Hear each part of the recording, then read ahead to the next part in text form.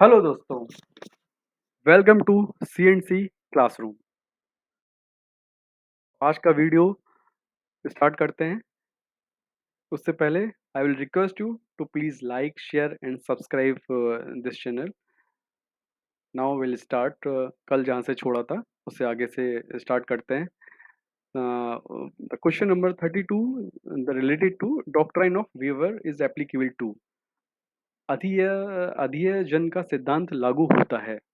ठीक है। इसमें आपके चार ऑप्शंस हैं। फंडामेंटल राइट्स पे, और या not applicable to fundamental rights, directive principle of the state policy, या फंडामेंटल ड्यूटीज। तो इससे पहले हमें अंडरस्टैंड करना पड़ेगा what is doctrine of waiver. तो डॉक्ट्राइन ऑफ वेवर मीन्स होता है कि if you want to waive, और if you want to leave some of your privileges, some of any of your right, तो उसको ये why this that is come under this doctrine of waiver. Okay. But for the fundamental rights, Supreme Court of India in Bhasiswar Nath versus Commission of Income Tax 1958 held that the doctrine of waiver has no application to the provisions of law enshrined in the part 3 of the constitution. मतलब आपका doctrine of waiver है वो आपके fundamental rights पे applicable नहीं होता। ये supreme court ने 1958 में केस के डिसीजन में बोला था। तो इस वजह से इस क्वेश्चन का आंसर होगा आपका B, not applicable to fundamental rights. ठीक है। नेक्स्ट क्वेश्चन है आपका, doctrine of eclipse is applicable to. तो for the pre constitutional laws, post constitutional laws, both pre constitutional and post constitutional laws, और none of the above. तो doctrine of eclipse का मतलब simply आप समझ सकते हैं, इक्लिप्स का मतलब है ग्रहण। जैसे आपका सोलर इक्लिप्स होता है, सूर्य ग्रहण होता है। ठीक है। तो उसका अगर आप उससे फॉलो करेंगे तो सिंपली बोलता है कि कोई भी चीज़ है वो इक्लिप्स हो गई, मतलब थोड़े टाइम के लिए डोरमेंट हो गई, but it is not dead. वो ख़त्म नहीं हुई है। इट कैन बी, वो इक्लिप्स हटेगा तो वो चीज़ फिर से लाइव हो जाएगी। तो यही आपका डॉक्ट्राइन ऑफ इक्लिप्स बोलता है। डॉक्ट्राइन ऑफ इक्लिप्स का जो कॉन्सेप्ट आता है वो आपका प्री कॉन्स्टिट्यूशनल और पोस्ट कॉन्स्टिट्यूशनल लॉज को लेके आता है। तो इसमें ये बोला जाता है कि अगर कोई लॉ है डॉक्ट्राइन ऑफ इक्लिप्स के अकॉर्डिंग, लाइक इफ ये जो प्रिंसिपल बोलता है वो ये बोलता है कि law which violets fundamental rights is not nullity or void ab initio but becomes only unenforceable, that is remain in morbid condition, it is overshadowed by fundamental right and remain dormant but not dead। कि ऐसा कोई भी right है जो fundamental right को violet कर रहा है वो आपका वॉइड या नल नहीं होगा, बट वो अनइन्फोर्सेबल हो जाएगा और एक आपका डोरमेंट स्टेट में रहेगा बट नॉट डेड। ठीक है। पर दिस कंडीशन और this principle is applicable for the pre constitution law. Like आपका अगर कोई भी ऐसा प्री कॉन्स्टिट्यूशन लॉ था कि कॉन्स्टिट्यूशन बनने से पहले, if that law is already exist, then such law come in the category of the doctrine of eclipse. But any law which made after the constitution will not come in this doctrine of eclipse, will not be applicable for such kind of laws। ये supreme court ने एक case में ये बताया है, in Deepchand versus state of UP. उसमें supreme court ने बोला that doctrine of eclipse is not apply to post constitutional laws. ठीक है। तो इसका आंसर होगा आपका A, pre constitutional laws. But जो आपका यूनिवर्सिटी की थी उसमें इसका आंसर दिया गया था C, both pre constitutional and post constitutional laws. ठीक है। तो इसका वैसे आंसर है आपका ए। नेक्स्ट क्वेश्चन पे आते हैं। The word law used under article 13(3) of the constitution does not include. ठीक है। 13(3) में क्या इंक्लूड नहीं करता है जो लॉ की डेफिनेशन में आता है। तो इसके लिए आप देख सकते हैं, मैंने आर्टिकल 13 यहाँ पर मेंशन किया है, इसका एक screenshot I have pasted here. तो इसमें आप देखेंगे 13(3) में बोला गया है ए सेक्शन में कि लॉ इंक्लूड्स एनी ऑर्डिनेंस। ठीक है। आपके आंसर में ऑर्डिनेंस है। ऑर्डर, ऑर्डर के बारे में नहीं बोला गया। By law, rule, regulation, notification, notification mention है डी में। कस्टम और यूसेज, कस्टम और यूसेज सी में दिया है। तो अगर आपका ये भी, ये कुछ भी है तो वो एक लॉ की डेफिनेशन में आता है, उसको लॉ बोलेंगे। ठीक है? तो इस वजह से आपका आंसर यहाँ पर होगा B, amendment of the constitution वो उसके लिए द वर्ल्ड लॉ इन उसमें इंक्लूड नहीं करता है। ठीक है? नेक्स्ट है the law which encroaches fundamental right is neither nullity nor void as into but becomes only unenforceable. This is stated by which of the following doctrine. तो अभी इससे पहले ही क्वेश्चन में हमने ये पढ़ा है डॉक्ट्राइन ऑफ इक्लिप्स। ठीक है, तो इसको आप याद रखिए, डॉक्ट्राइन ऑफ इक्लिप्स। इसके अलावा डॉक्ट्राइन ऑफ वीवर अपन हम पहले ही पढ़ चुके हैं। Doctrine of ultra vires and doctrine of severability, इस ये इससे रिलेटेड क्वेश्चन आपके मेनली एडमिनिस्ट्रेटिव लॉ में आते हैं, यहाँ पर कॉन्स्टिट्यूशन लॉ में नहीं आते हैं, बट किसी फर्दर क्वेश्चन में अगर ये आएगा then I will explain them also. Okay, तो इसका आंसर होगा डी। नेक्स्ट आता है आपका question number 36। Article 13(1) of the constitution provides for validity invalidity of. ठीक है, तो 31 का अगर आप देखेंगे यहाँ पर, इससे पहले मैंने एक 31 वन का आपका या स्क्रीनशॉट लगाया है, जिसमें आप देखेंगे कि और इसमें मेंशन है कि all laws this all laws enforced in the territory of India immediately before the commencement of this constitution, in no so far as they are inconsistent with the provisions of this part, shall to the extent of such inconsistency be void. ठीक है, तो आपका कोई भी law है जो enforce in the territory of India में था पहले, before the commitment of the constitution से पहले अगर वो एप्लीकेबल था, is no so far insistent, और वो अभी इनकंसिस्टेंट है पार्ट 3 के अकॉर्डिंग, तो ऐसा लॉ आपका अवॉइड हो जाएगा। ठीक है, तो यही इसी से रिलेटेड ये क्वेश्चन है आपका। इसका आंसर होगा आपका प्री कॉन्स्टिट्यूशन लॉज। ठीक है, इसका आंसर प्री कॉन्स्टिट्यूशन लॉ हो जाएगा। फिर क्वेश्चन नंबर 37 है the article of the constitution providing for judicial review of the laws passed by the legislature is. संविधान का अनुच्छेद जो विधायिका द्वारा पारित विधि के न्यायिक पुनर्विलोकन की व्यवस्था करता है। तो इसका सिंपल है, आर्टिकल 32 आपका कॉन्स्टिट्यूशनल रेमेडीज के बारे में बताता है। ठीक है, यहाँ पर जुडिशियल रिव्यू नहीं है तो ये नहीं होगा। आर्टिकल 14 आपका राइट टू इक्वलिटी के बारे में बताता है, तो ये भी नहीं होगा। आर्टिकल 37 आपका फंडामेंटल राइट ही नहीं है, ये आपका डीपीएसपी है। ठीक है, दिस इज डीपीएसपी, ये आपका डीपीएसपी है। Sorry for the bad hand writing. तो इसका आंसर होगा आपका सी। ठीक है, नेक्स्ट क्वेश्चन पे आते हैं आपका 38। The term state is under which of the following article of the constitution. तो स्टेट को किसमें डिफाइन किया गया है, अभी आप सिंपल देख सकते हैं। 21 आपका राइट टू लिव लाइफ के बारे में है। 31 वगैरह में ऐसा आपके कुछ अलग से प्रोविजंस दिए गए हैं जो शेड्यूल से रिलेटेड है। तो यहाँ और ये आपका इसमें राइट टू प्रॉपर्टी वगैरह था। 13 में आपने देखा है लॉ को डिफाइन किया है, तो इसका आंसर होगा 12। ठीक है, और इससे पहले इन आई थिंक इन नेक्स्ट इससे पहले वाले वीडियो में I I have also explain the definition of the state in detail. Okay, ये काफ़ी इंपॉर्टेंट है। जैसे एक आपका एक Shetty versus airport authority of India का केस लॉ भी था, where supreme court give condition how to test if something is come in the category of the state और नॉट। ओके, तो उसको भी आप देख सकते हैं। तो इसका आंसर होगा ए। नाउ 39 इज है equal pay for equal work is. तो equal pay for equal work, ऐसा कोई आपने equality before law, okay, freedom वगैरह पढ़ा है, बट ये इस तरीके का कोई लॉ तो पढ़ा नहीं है आपने फंडामेंटल राइट्स में। तो आपका ये फंडामेंटल राइट तो नहीं है। ठीक है, कॉन्स्टिट्यूशनल राइट में भी ऐसा कुछ आपका नहीं मिला हुआ है आपको। कॉन्स्टिट्यूशनल राइट भी नहीं है, फंडामेंटल ड्यूटी में भी ऐसा कुछ नहीं बोला गया है। तो ये आपका डीपीएसपी है। यस, डीपीएसपी में आपका equal pay for equal work के बारे में बोला गया है। So answer for this question is B. Next है आपका equal protection of laws under article 14 of the constitution means. संविधान के अनुच्छेद 14 के अंतर्गत विधियों का समान संरक्षण शब्दावली से अभिप्राय है। तो इसका देखिए इक्वल प्रोटेक्शन, अभी ये 14 बोलता है equality before law and equal protection of laws. ठीक है, तो अब इक्वलिटी बिफोर लॉ तो एक अलग टर्म है आर्टिकल 14 के अंदर, तो ये इसके बारे में तो नहीं बोलता है। ठीक है, तो आपका ए नहीं होगा। फिर है इसमें like should be treated be like. ठीक है, ये सही बोल रहा है। Unlike should be treated differently, ये भी बोलता है आर्टिकल 14 में।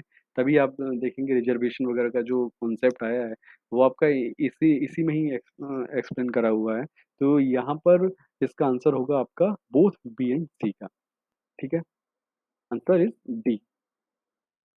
नेक्स्ट क्वेश्चन है आपका, the protection of article 14 and article 21 of the constitution of India is available to.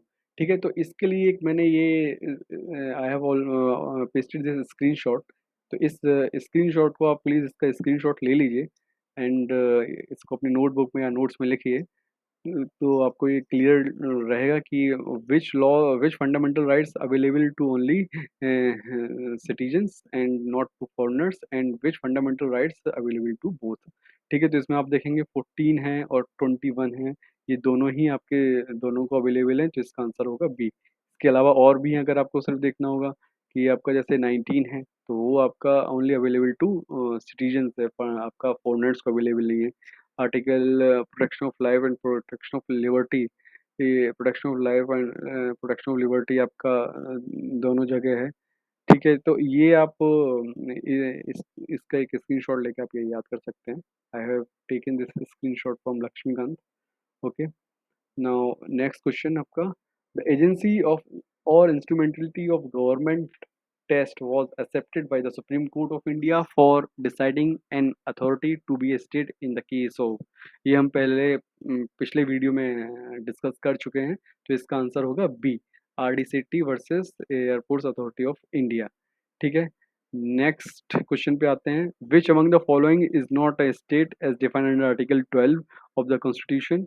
तो इसका आंसर जो यूनिवर्सिटी की में दिया है, तो I am not agree with that. तो ये क्वेश्चन मुझे गलत लग रहा है, क्योंकि इसमें ज़्यादातर सारे ही आर्टिकल 12 की डेफिनेशन में फिट बैठते हैं। ठीक है, तो इसको आप स्किप कर सकते हैं इस क्वेश्चन को। नेक्स्ट क्वेश्चन पे आते हैं, which among the following cases is also known as the habeas corpus case. निम्न वादों में से किसको बंदी प्रत्यक्षीकरण वाद भी कहा जाता है। तो ये हम काफ़ी डिस्कस कर चुके हैं, इसका आंसर है आपका ADM Jabalpur versus Shivkant Shukla. This case was happen during the emergency. ठीक है, ये केस आपको बहुत पढ़ने को मिलेगा। आप जब एडमिनिस्ट्रेटिव लॉ भी पढ़ेंगे नेक्स्ट सेमेस्टर में, तब भी ये आपको कई बार ये पिक्चर में आएगा। ठीक है, तो इसको ध्यान से याद रखिएगा। इसके अलावा इसमें जो और केस लॉ भी दिए गए हैं उसको भी आप देख सकते हैं। P Rathinam versus union of India, P, ये आपका राइट टू डाई से रिलेटेड केस था, जिसमें आईपीसी 309 को सुप्रीम कोर्ट ने अनकॉन्स्टिट्यूशनल बोला था। आईपीसी 309 आपका है कि अगर if somebody attempts to commit suicide तो उसको पनिश करने के बारे में बोलता है। Are Rajagopal versus state of Tamil Nadu, ये आपका केस फ्रीडम ऑफ स्पीच से रिलेटेड था। ठीक है, फिर आपका इंदिरा नेहरू गांधी वर्सेस राजनारायण, ये आपका इलेक्टोरल से रिलेटेड था कि इसमें जो इंदिरा गांधी थी उनके इलेक्शन में वो जीती थी, तो उसको इनवैलिड किया किया था सुप्रीम कोर्ट ने। And that was the case behind the, जो उसके बाद फिर जो इमरजेंसी वगैरह जो सब कुछ हुआ, तो इसको काफ़ी बोलते हैं। क्यों, आप यूट्यूब पे सर्च करेंगे तो आपको कई डॉक्यूमेंट्रीज मिल जाएंगी बीबीसी वगैरह की भी, कि which explain this Indira Gandhi versus Rajnarayan case. Okay, so इसका आंसर ए है। Next question, the constitutional amendment which abolished right to property as a fundamental right was. तो आपका ये हुआ था ये 44th अमेंडमेंट में, इसका आंसर होगा D. By 44th constitutional amendment, the fundamental right which cannot be suspended even in during national emergency। तो एक्चुअली ये जो आपको अगर याद होगा तो 42nd अमेंडमेंट, जिससे मिनी कॉन्स्टिट्यूशन बोला जाता है, बोला जाता है, इसमें जो इंदिरा गांधी गवर्नमेंट थी उसने बहुत ज़्यादा चेंजेस कर दिए थे, और कई बाद में जब 40 इंदिरा गांधी की गवर्नमेंट चली गई थी तो उसके बाद कई सारे प्रोविजंस को जुडिशियल रिव्यू के बाद उनको अनकॉन्स्टिट्यूशनल बोला गया था। तो उसी के बाद ये एक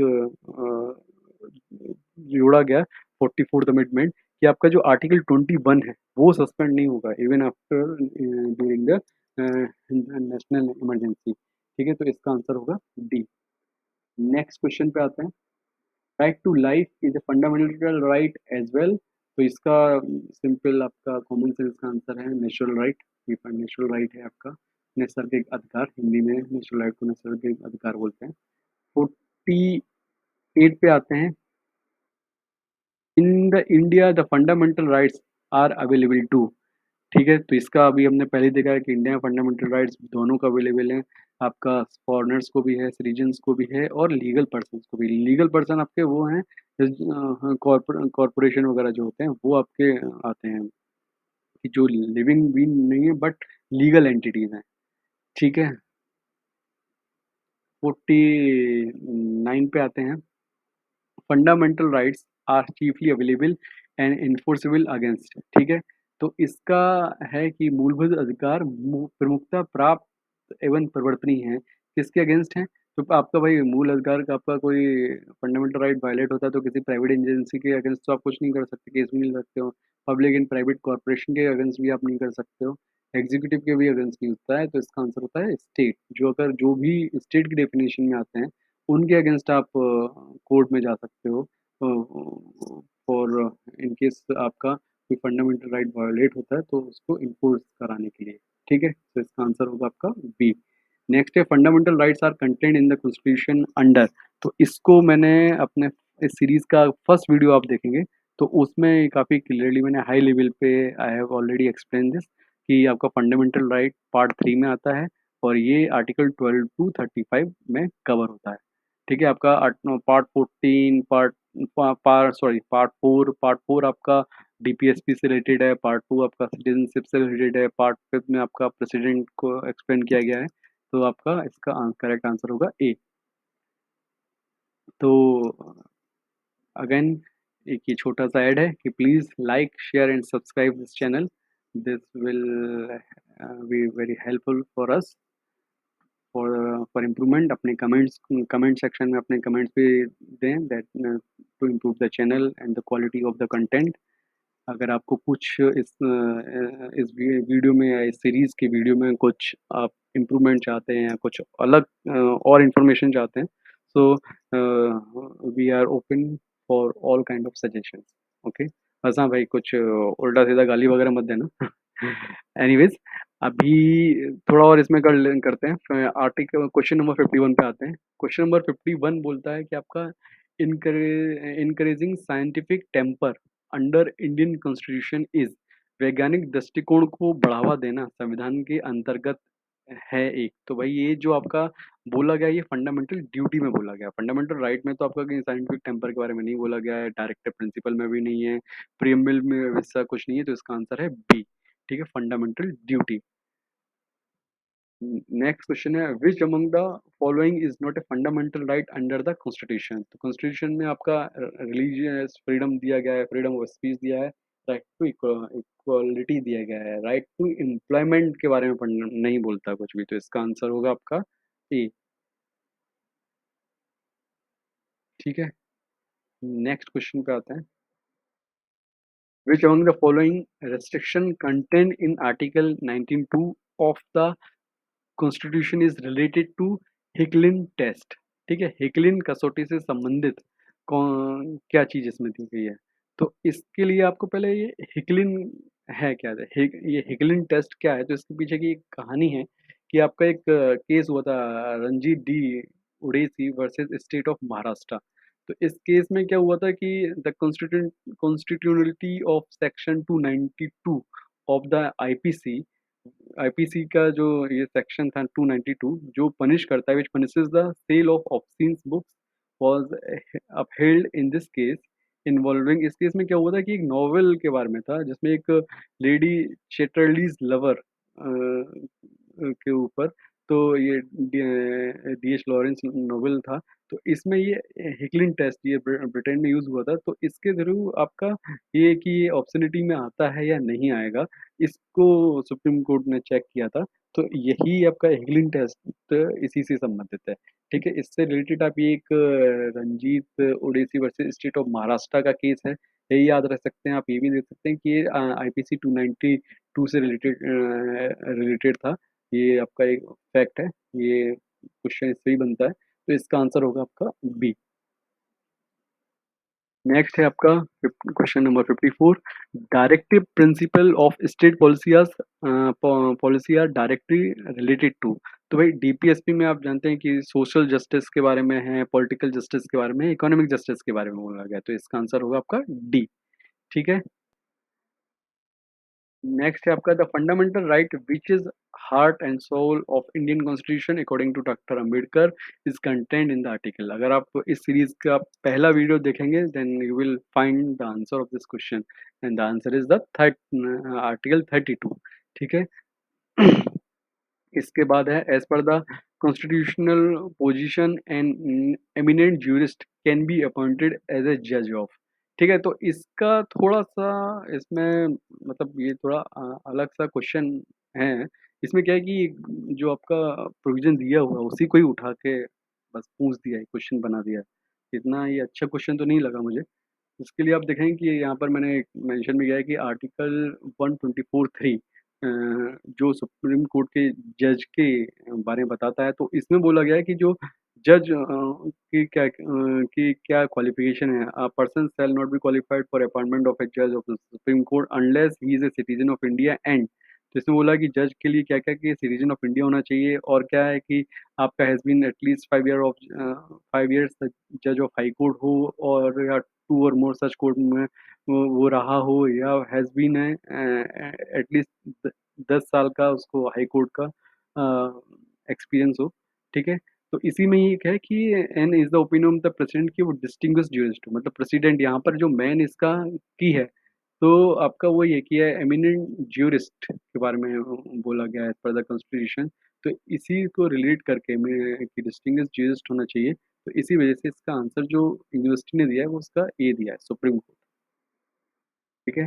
नेक्स्ट क्वेश्चन पे आते हैं। As per the judgement of the supreme court in the case of I R Coelho versus State of Tamil Nadu, center and state laws put in the ninth schedule of the Constitution after 24th April 1974 can be IR. Coelho बनाम तमिलनाडु राज्य के वाद में निर्णय अनुसार वे सभी केंद्रीय तथा राज्य विधायन जो कि 24 अप्रैल 1974 के बाद नौवीं अनुसूची में रखे गए हैं उनका। तो एक्चुअली यहाँ पर ही आपको नौवीं अनुसूची के बारे में समझना पड़ेगा। नौवीं अनुसूची या नाइन्थ शेड्यूल क्या है? नाइन्थ शेड्यूल क्या होता है कि इसमें गवर्नमेंट ने क्या किया था कि एक जो आपका फर्स्ट अमेंडमेंट आया था 1951 में, तो उसमें गवर्नमेंट ने क्या किया है कि the schedule 9 contains the list of central and state laws which can not be challenged in the court and was added by the constitution. कि ऐसे जो लॉज जो सेक्शन शेड्यूल 9 में डाल दिए जाएँगे, तो वो लॉज आपका किसी भी तरीके से इसमें चैलेंज नहीं क्या कर सकते हैं आप कोर्ट में उनका। ठीक है? तो और इसके लिए एक सेक्शन ये 31 बी डाला गया था कि it was created by the new article 31 B which along with 31 A was brought by the government to protect the laws related to agrarian reform and abolishing the zamindari system. Actually उस time government को initially आज़ादी के बाद ये जमींदारी system को खत्म करने में बहुत ही दिक्कत हो रही थी। तो उसके लिए एक ये रूल गवर्नमेंट ने क्या किया कि आर्टिकल 31 बी जोड़ा फर्स्ट अमेंडमेंट में, और एक शेड्यूल 9 बनाया कि अगर कोई भी लॉ शेड्यूल 9 में डाल दिया गया तो उसका कोई जुडिशियल रिव्यू नहीं हो पाएगा। क्योंकि उससे पहले क्या हो रहा था कि अगर कुछ भी गवर्नमेंट करती थी तो और राइट टू प्रॉपर्टी आपका फंडामेंटल राइट था, तो ये जमीन जो जितना भी abolishing the zamindari was very tough. तो गवर्नमेंट ने उस टाइम ये शेड्यूल 9 आया, बट लेटर ऑन फिर क्या होने लगा कि इसका मिसयूज होने लग गया कि कुछ भी गवर्नमेंट ने बनाया अपना लॉ और गवर्नमेंट को लगा कि भाई ये जुडिशियल रिव्यू में ये इनवैलिड हो सकता है, तो उसको जाके डाल दिया शेड्यूल 9 में।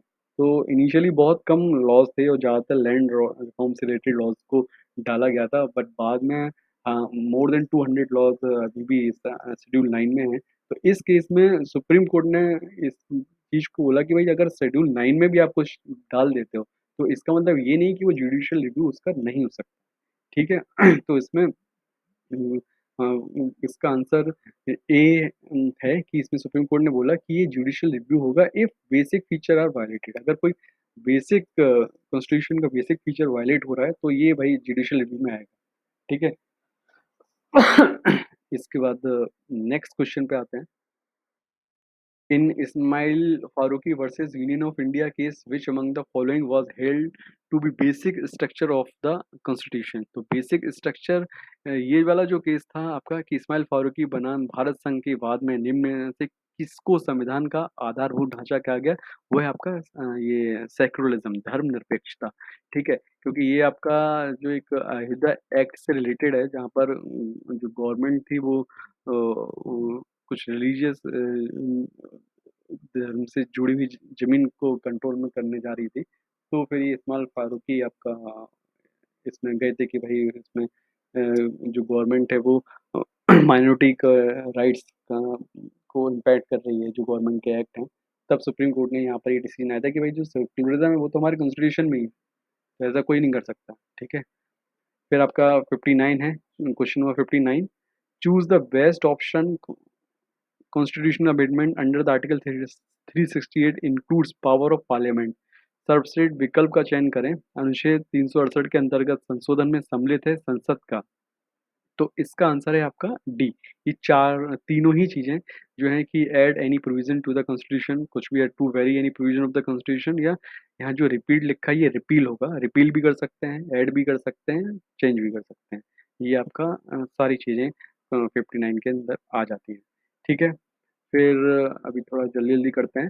Under article 368 of the constitution which among the following correct be amended. 368 के अंतर्गत संविधान के 368 के अंतर्गत किसको संशोधित नहीं किया जा सकता? यहाँ पर थोड़ा ये इंग्लिश में गलत लिखा है, अगर आप देखें संशोधित नहीं किया जा सकता है, तो आपका क्या है?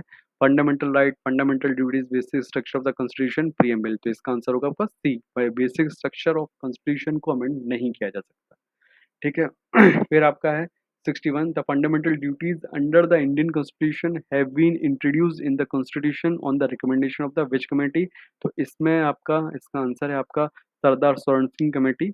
इसके अलावा बाकी जो कमेटी बनी है उनका भी मैंने यहाँ पर आपको एक ओवरव्यू दिया है कि आपका संथानम समिति या संथानम कमेटी जो बनी थी वो एंटी करप्शन के टाइम बनी थी, लाल बहादुर शास्त्री के टाइम में। रंगनाथ मिश्रा कमेटी आपका रिलीजियस एंड लिंग्विस्टिक माइनॉरिटी से रिलेटेड है। पी दत्त कमेटी आपका इंडस्ट्रियल लाइसेंसिंग पॉलिसी से रिलेटेड है। ठीक है? तो इसको भी आप याद रखिए। आंसर बी है उसका, और फिर से देख लीजिए, आंसर बी होगा स्वर्ण सिंह कमेटी। ठीक है?